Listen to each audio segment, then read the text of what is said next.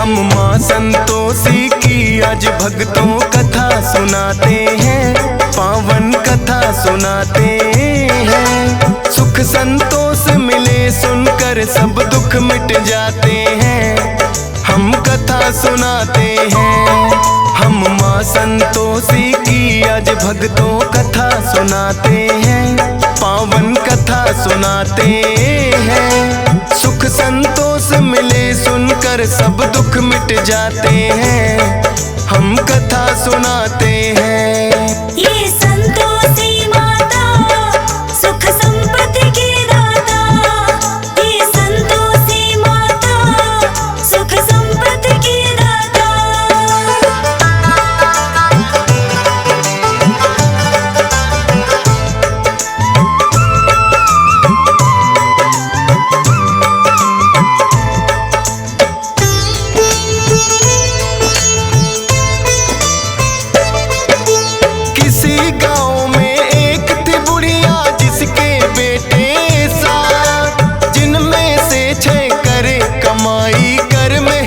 दिन रात लेकिन छोटा पुत्र कुछ भी ना करता था काम, हरदम घर में पड़ा रहे दिन रात करे आराम। लेकिन माता ठीक समय पर देती सबको खाना, करती है माँ प्यार मुझे ये था उसने माना।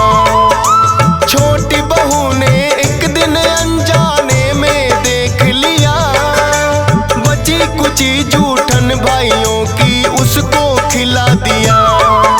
सोचा पति मेरे इन सब की जूठन खाते हैं, पावन कथा सुनाते हैं। सुख संतोष मिले सुनकर सब दुख मिट जाते हैं, हम कथा सुनाते हैं। ये संतोषी माता सुख संपत्ति की दाता, ये संतोषी माता सुख संपत्ति की दाता।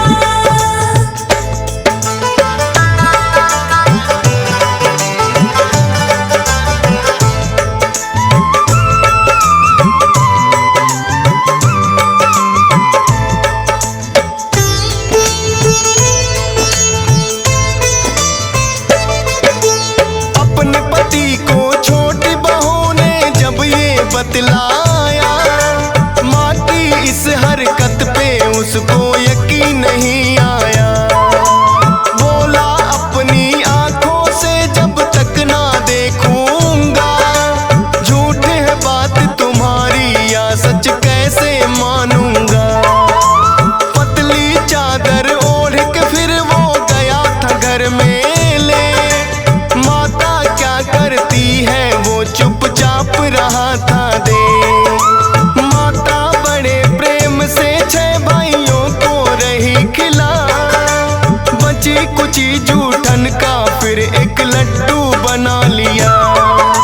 खाने को उसे दिया है जब भाई चले जाते हैं, पावन कथा सुनाते हैं। सुख संतोष मिले सुनकर सब दुख मिट जाते हैं, हम कथा सुनाते हैं। ये संतोषी माता सुख संपत्ति की दाता, ये संतोषी माता सुख संपत्ति की दाता।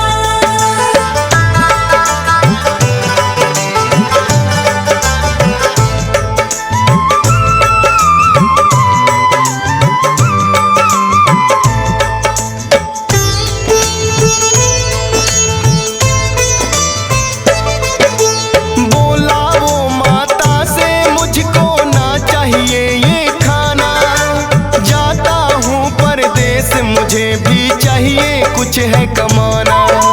बात पोटली कपड़ों की जब वो जाने लगा, हो करके मायूस है उसकी पत्नी ने देखा। बोला के परदेस चला मैं मत घबराना प्यारी, एक निशानी मुझको चाहिए दे दो कोई तुम्हारी। बोली पास में देने को मेरे ना है कोई निशानी, चरणों को करती यश स्पर्श में बस तेरी दीवानी। गोबर से सने हाथ वो पैरों पे लग जाते हैं, पावन कथा सुनाते हैं। सुख संतोष मिले सुनकर सब दुख मिट जाते हैं, हम कथा सुनाते हैं। ये संतोषी माता सुख संपत्ति की दाता, ये संतोषी माता सुख संपत्ति की दाता।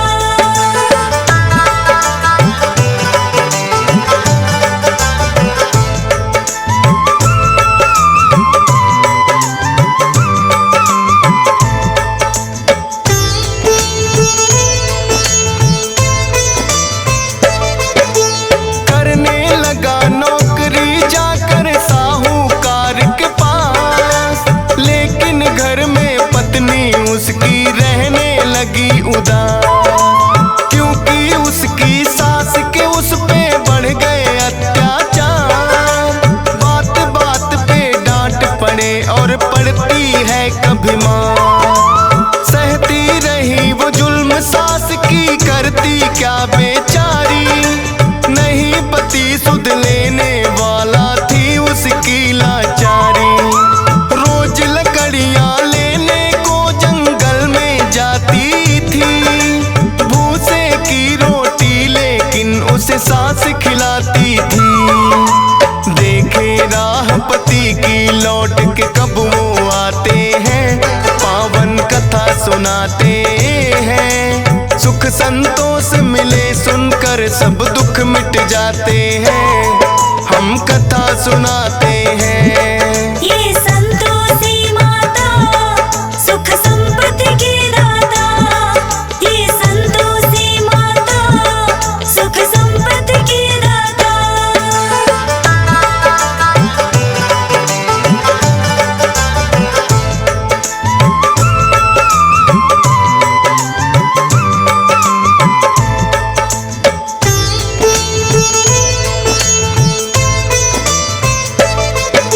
रोज की तरह चली वो एक दिन फिर से लकड़ियां लाने, देखा कुछ औरतें लगी हैं भजन मात के गाने। डरती डरती एक औरत से वो तो लगी है पूछने, बोली माता संतोषी को हम आए हैं पूजने।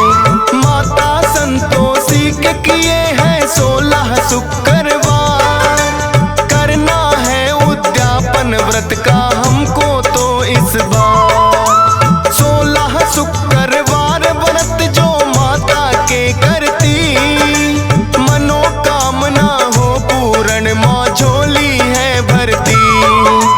इसीलिए हम मिलकर माँ की महिमा गाते हैं, पावन कथा सुनाते हैं। सुख संतोष मिले सुनकर सब दुख मिट जाते हैं, हम कथा सुनाते हैं। ये संतोषी माता सुख संपत्ति की दाता, ये संतोषी माता सुख संपत्ति की दाता।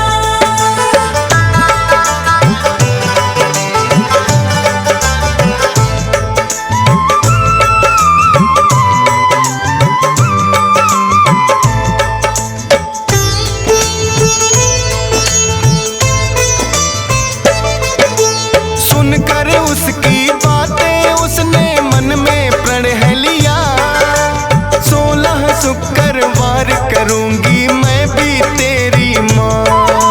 लौटी जब घर में वापिस उसे मिली है खुशखबरी, पति की आई थी चिट्ठी जो बड़े चाव से पढ़ी। पति का भेजा धन भी संग में चिट्ठी के आया, माता संतोषी की उस पे हो गई थी छाया। जाकर माता के मंदिर वो करने लगी विनती, लौटा दो माँ सुहाग मेरा ना चाहत दौलत की। उसके पति फिर अपने सेठ से छुट्टी चाहते हैं, पावन कथा सुनाते हैं। सुख संतोष मिले सुनकर सब दुख मिट जाते हैं, हम कथा सुनाते हैं।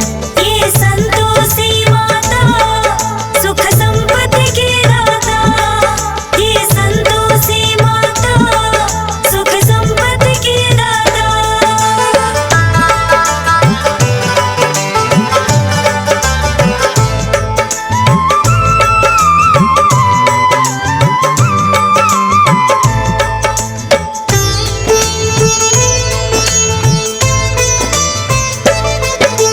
माता की कृपा से सेठ का बढ़ने लगा व्यापार, होने को फिर आए पूरे 16 शुक्रवार। धन और दौलत दे के सेठ ने उसको किया विदा, आकर के जंगल में फिर वो पत्नी से है मिला। देखी हालत जब पत्नी की हुआ बड़ा अफसोस, लेकिन करता भी क्या समझा है किस्मत का दोष। अगले दिन ही पड़ता था 16वां शुक्रवार, व्रत का करने उद्यापन वो दोनों हुए तैयार। धूमधाम से व्रत उद्यापन वो करवाते हैं, पावन कथा सुनाते हैं। सुख संतोष मिले सुनकर सब दुख मिट जाते हैं, हम कथा सुनाते हैं। ये संतोषी माता सुख संपत्ति की दाता, ये संतोषी माता सुख संपत्ति की दाता।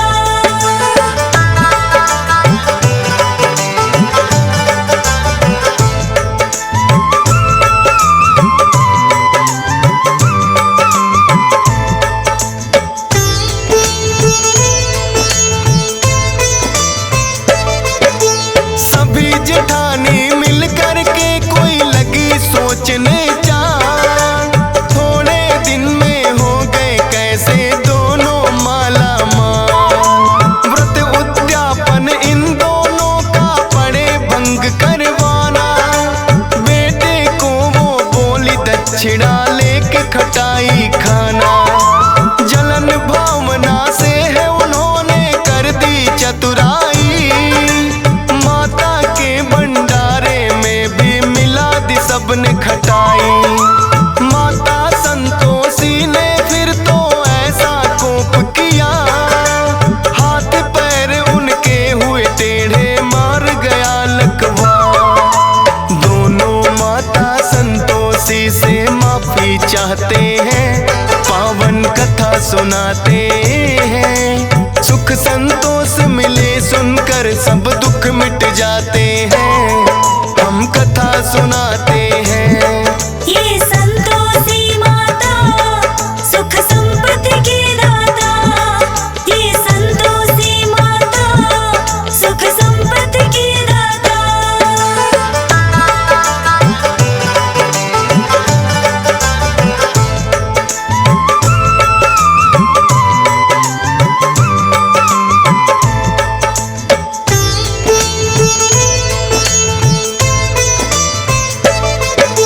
संतोषी माता उन सब पे फिर प्रसन्न हुई, मार गया था लकवा माने वो भी किया सही।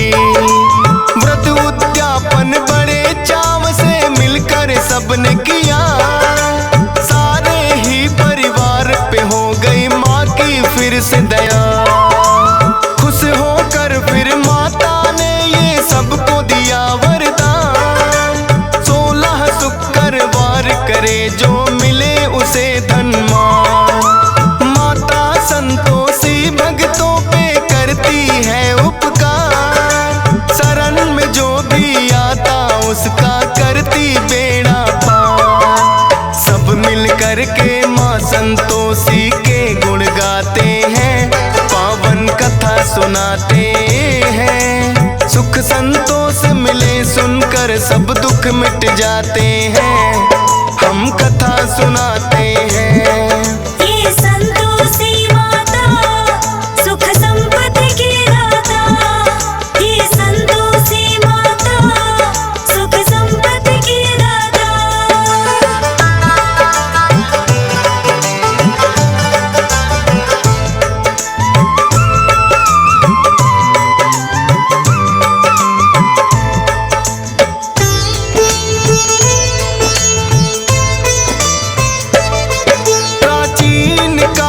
तुमसे सुनी है जाती जो ये कही कथा, 16 शुक्रवार की भक्तों तब से चली प्रथा।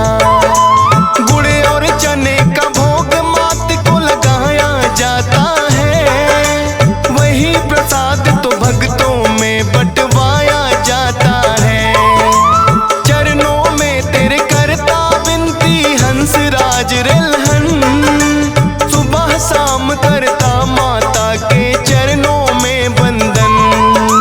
मिलता है संतोष सब्र माँ जिसका रखती ख्याल, कृपा रहे तुम्हारी तो गाता रहे डीएस पाल। फौजी सुरेश से मूर्ख भी ज्ञानी बन जाते हैं, पावन कथा सुनाते हैं। सुख संतोष मिले सुनकर सब दुख मिट जाते हैं, हम कथा सुनाते हैं।